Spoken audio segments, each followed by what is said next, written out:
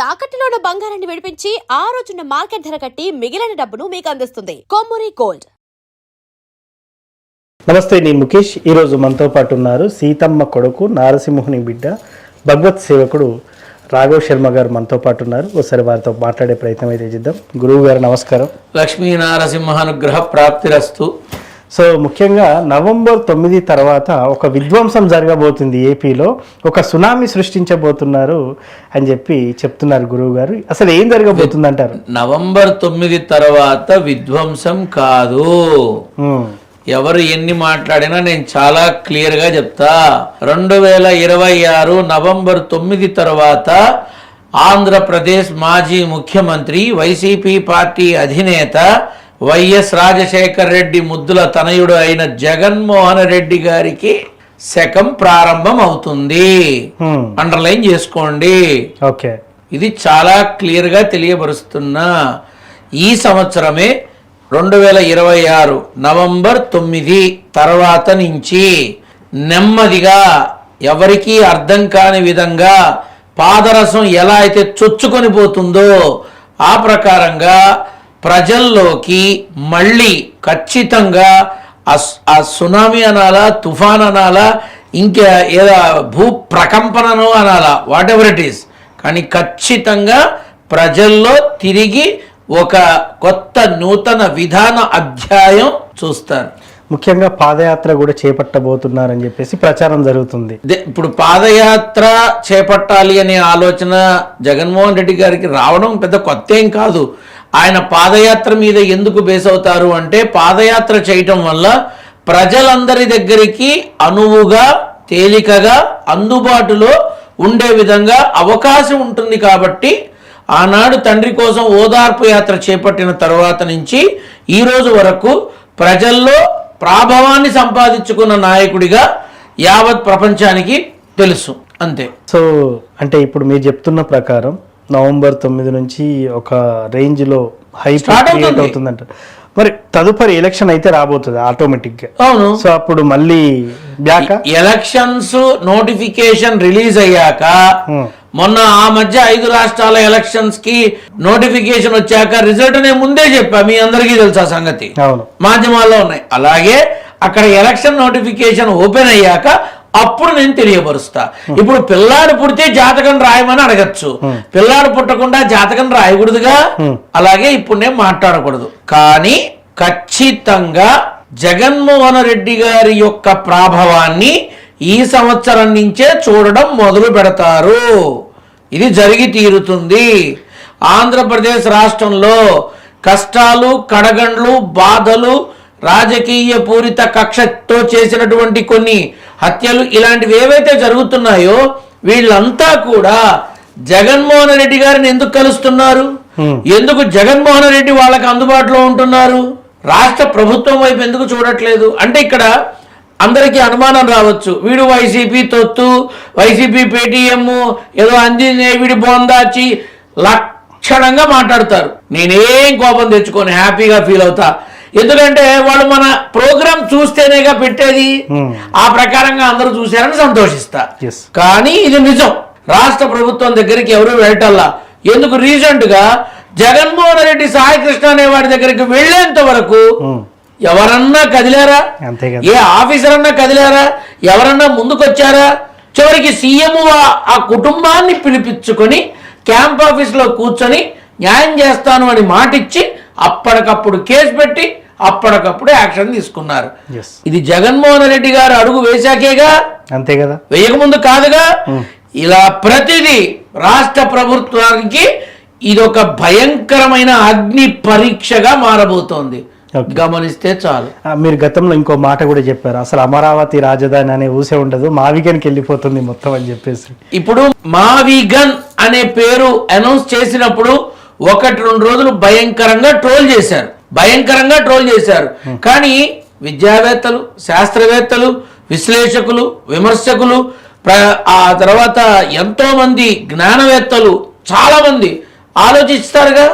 నిజమే కదా, అన్ని సిద్ధంగా ఉన్న ఈ బెల్ట్ని క్యాపిటల్గా మారిస్తే ఎక్కువ శాతం ఆదాయం పెరుగుతుంది, ఎక్కువ శాతం ఖర్చు తగ్గుతుంది అని ఆలోచనతో ట్రోల్స్ చేయడం మానేసి దాని మీద దృష్టి పెట్టారు.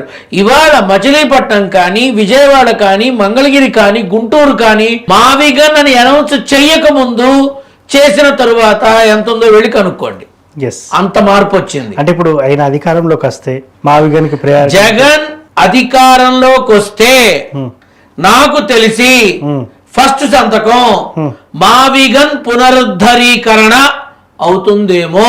అమరావతి రైతులు ఏం కావాలి, భూములు ఇచ్చారు. ఆల్రెడీ అమరావతి రైతులు జగన్మోహన్ రెడ్డి దగ్గరికే వచ్చి మేము భూములు ఇచ్చాము, మాకు ఈ రోజు దాకా న్యాయం జరగలేదని ఏడుస్తున్నారు. ఆల్రెడీ ఫస్ట్ టైం పుల్లింగ్ లో ఏది మొదటి అంశంలో ల్యాండ్ పుల్లింగ్ తీసుకున్నప్పుడు ఆ రైతులు ఈ రోజు దాకా మాకు న్యాయం జరగలేదని జగన్మోహన్ రెడ్డి దగ్గరికి వెళ్ళారు. అంతేకాకుండా జగన్మోహన్ రెడ్డి ఇచ్చినటువంటి 50,000 ఇళ్ల పట్టాలని ప్రస్తుత ప్రభుత్వం లాక్కుంది. ఆ జీవోని క్యాన్సిల్ చేసింది. వీళ్ళంతా రోడ్డున పడ్డారు. ఇప్పుడు వీళ్ళు వెళ్ళి కలుస్తున్నారు. ఇదంతా చక్కదిద్దలేదు. అప్పుడే మళ్ళీ సెకండ్ పుల్లింగ్ మొదలు పెట్టారు. ఎంతవరకు వాళ్ళు ఇవ్వట్లా, వీళ్ళు తీసుకుంటున్నారు. వీళ్ళు రాజధాని నిర్మాణం కోసం మేము ల్యాండ్ పుల్లింగ్ చేస్తున్నాము అంటున్నారు. ల్యాండ్ పుల్లింగ్ చేస్తున్నారో, నీతి నియమాలని కిల్లింగ్ చేస్తున్నారో వాళ్ళని వాళ్ళు ఆత్మవిమర్శ చేసుకోవాలి. నిజంగా ఫస్ట్ టైం పుల్లింగ్ చేస్తే ఇప్పటిదాకా డెవలప్మెంట్ ఏది? అదే ఏం కనిపించట్లా. సరే, నేను చంద్రబాబు నాయుడు గారిని నేరుగా అవకాశం ఇచ్చి చావరు. ఎందుకంటే మునిముడా కొడుకులు మొహం మీద మాట్లాడతా, నాకేం భయం. నేను ఆయన కలిస్తే చంద్రబాబు నాయుడు గారు అమరావతి కోసం ల్యాండ్ ఇచ్చినటువంటి రైతులు, మొదటి విడతలో ల్యాండ్ ఇచ్చిన రైతులు ఎంతమంది, మీరు వాళ్ళకి ఎంతమందికి తిరిగి ల్యాండ్ ఇచ్చారు, ఎంతమందికి తిరిగి కాంపన్సేషన్ ఇచ్చారు, ఎంతమందికి తిరిగి ప్రభుత్వ ఉద్యోగంలో ఏర్పాటు చేశారు, ఎంతమందికి సరైన సమతుల్యమైన న్యాయాన్ని అందించారు, ఆ వివరాలు ఈ రోజు దాకా, మీరు ఇచ్చిన రోజు నుంచి ఈ రోజు దాకా అమరావతిలో కానీ, ఆ అమరావతి గ్రామ సర్పంచ్ కార్యాలయంలో కానీ, ఎమ్మెల్యే కాన్స్టిట్యున్సీ ఆఫీస్లో కానీ, రాష్ట్ర ప్రభుత్వ సెక్రటేరియట్ సచివాలయం ఆఫీస్లో కానీ, మీడియా మిత్రులకు కానీ ఏదైనా వివరణాత్మకమైనటువంటి డిస్ప్లే ఉందా? లేదు, ఏమీ లేదు. ఉందా ఎక్కడన్నా? నేను అడుగుదాం అనుకుంటున్నా. చంద్రబాబు నాయుడు గారు ఈ విధమైనటువంటి వివరణాత్మకమైన వివరణ, ఏ రైతు ఎంత ల్యాండ్ ఇచ్చాడు, ఆ ఇచ్చిన ల్యాండ్కి మీరేం తిరిగి ఇచ్చారు, ఈ వివరణ మాకు అందింది ఎన్ఓసి సర్టిఫికెట్తో రైతు ఇచ్చినటువంటి విధంగా ఏదైనా మీరు పబ్లిక్ గా తీసుకొచ్చారా? లేదు. తీసుకొస్తారేమో రాబోయే రోజు. ఇంకెప్పుడు ఫస్ట్ పుల్లింగ్ లో ఎంతమంది రైతులు ఉన్నారు? మరి జగన్ తీసుకున్నాడని చెప్పి స్వర్ణాంధ్రప్రదేశ్ అని ఒక కమిటీ పెట్టి, జేఏసీ పెట్టి వాళ్ళని రెచ్చగొట్టి జగన్ మింగేస్తున్నాడు, బకాసురుడు రాకాసురుడు అని చెప్పి మింగేస్తున్నాడని వాళ్ళని రెచ్చగొట్టి పాదయాత్రలు చేయించి విపరీతమైన విషయం చల్లారుగా. మరి వాళ్ళ మొత్తం వైజాగ్ వెళ్తున్నాయిగా. స్టీల్ ప్లాంట్ వైజాగ్ వెళ్తోంది, అవునా? ఫార్మా ఇండస్ట్రీ వైజాగ్ వెళ్తోంది, కొత్త వచ్చే ఇండస్ట్రీలు వైజాగే వెళ్తున్నాయి. రాజధాని అని చెప్పాలా చంద్రబాబు గారు, కానీ మొత్తం వైజాగే వెళుతున్నాయి. మిగతావి లేవా? మిగతావి ఎక్కడా లేవా? లోకేష్ బాబు మొన్న మీటింగ్ లో అంటున్నాడు, రాయలసీమ రతనాల సీమను చేసి చూపిస్తా, ఈ కర్నూలు, కడప, ఈ రాయలసీమ జిల్లాలు మొత్తం అద్భుతంగా చేస్తా. రాజధాని అని చెప్పలేదు, కానీ అన్నీ చేస్తానంటున్నారు. జగన్మోహన్ రెడ్డి చెప్పింది ఏంటి మరి? తను రాజధాని అనే పదం వాడాడు, వీళ్ళు వాడలా. తను చేద్దాం అనుకున్నాడు, వీళ్ళు ఆల్రెడీ మొత్తం తరలిచ్చేస్తున్నారు. ఇక్కడ మనం గమనించాల్సింది ఏంటంటే చివరికి సినిమా ఇండస్ట్రీ కూడా వైజాగ్కే పంపిస్తున్నారు అంతే మొత్తం. ఇప్పుడు ఏం జరుగుతోంది అని ఆలోచిస్తే అటు వైజాగ్, ఇటు కర్నూలు, ఇటు ఈ అమరావతి తప్ప చిత్తూరు లేదా, నెల్లూరు లేదా, ప్రకాశం జిల్లాలు లేవా, ఉభయ గోదావరి జిల్లాలు లేవా? ఎందుకు మిగతా చోట్ల వీళ్ళు ఇవ్వట్లేదు? అక్కడ ఉద్యోగ అవకాశాలు పెరుగుతాయిగా.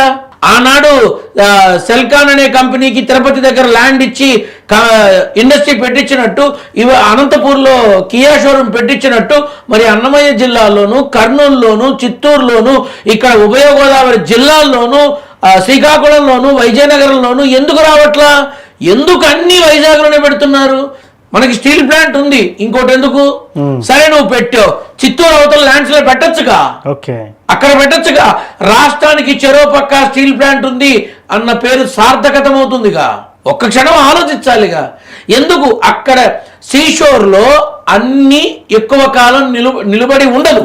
వస్తువులు కానీ పదార్థాలు కానీ సీషోర్లో ఎక్కువ కాలం మన్నిక ఉండదు. వాటి రూపాంతరాలు మారిపోతూ ఉంటాయి. వాటి సర్వీసు ఏఎంసీ ఎక్కువ అవసరం పడుతూ ఉంటుంది. ఆ కష్టం లేని చోట నువ్వు పెట్టుకోవాలి. అవి ఎందుకు ఆలోచించట్లా వీళ్ళు? నేను చంద్రబాబు నాయుడు గారిని ప్రతి ఎమ్మెల్యేకి రాష్ట్రం నిధులు అందిస్తోంది రాష్ట్ర ప్రభుత్వం. ఆ ఎమ్మెల్యే ఆ నిధుల్ని ఆ నియోజకవర్గంలో ఏ ఏ వర్గానికి ఏ ఏ డిపార్ట్మెంట్ కి ఎంత ఖర్చు పెడుతున్నారు డిస్ప్లే ఉందా?